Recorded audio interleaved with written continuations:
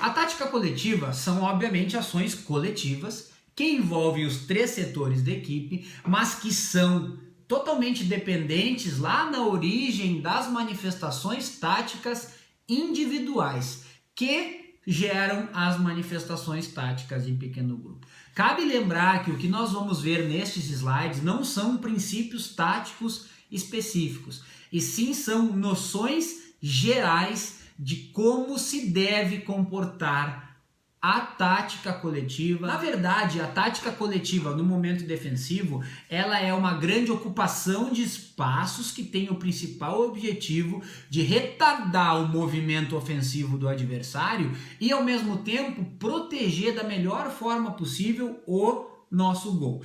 Então, sendo a tática coletiva uma grande ocupação de espaços, é importante ter as referências adequadas sobre quais espaços devem ser ocupados em determinados momentos. No momento defensivo, os espaços que devem ser ocupados dizem respeito principalmente ao local em que a bola, em que o jogador adversário portador da bola se encontra e qual a zona do campo o time adversário está buscando uma construção de ataque.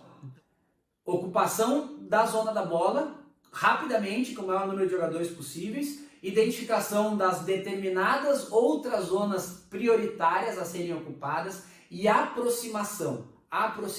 Neste momento em que a bola está sendo atacada pelo corredor central, pela área de intermediária ofensiva, é importante que duas áreas sejam protegidas.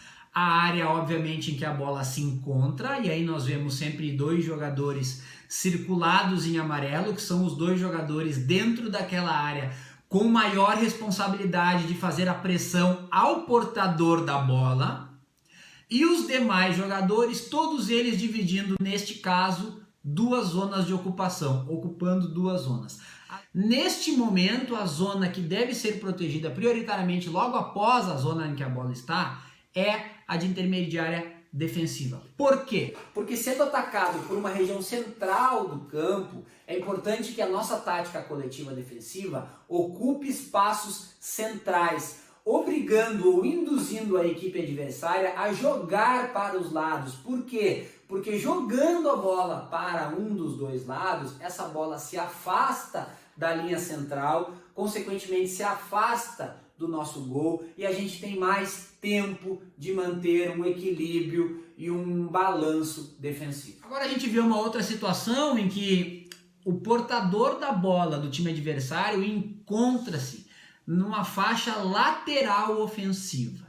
Então a gente pode perceber que nós temos nessa situação 4 zonas a serem ocupadas. A primeira zona, obviamente, é a zona da bola, em que nós temos um dos atacantes circulados em amarelo, que é o responsável pela pressão no portador da bola. Nós temos outro jogador de meio campo ingressando nesta mesma zona para auxílio.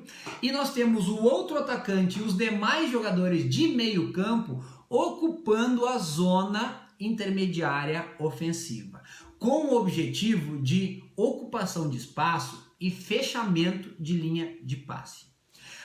Atrás destas duas zonas, nós temos outras duas zonas muito importantes. A zona lateral defensiva, que a gente rotineiramente chama de corredor defensivo, que deve ser ocupado e preenchido, porque ele determina e representa nesse momento uma jogada em profundidade do adversário.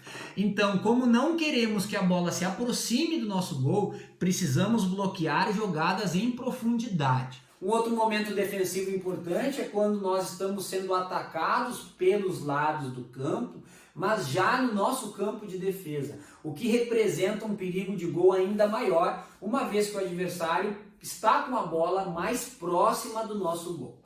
Além da zona em que a bola está, nós temos outras duas zonas de suma importância. A zona central do campo, intermediária defensiva, e a zona logo à frente do gol, em que a gente tem claramente o balanço acontecendo, a zona em que a bola está, ela é rapidamente atacada, basicamente pelo lateral do lado e pelo extrema, ou pelo meia, ou pelo volante do lado, e nós temos todo um balanço com prioridade para a zona intermediária defensiva e um encurtamento, um adiantamento dessa linha defensiva para que não haja espaços suficientes para a equipe adversária conseguir construir dentro dessas situações.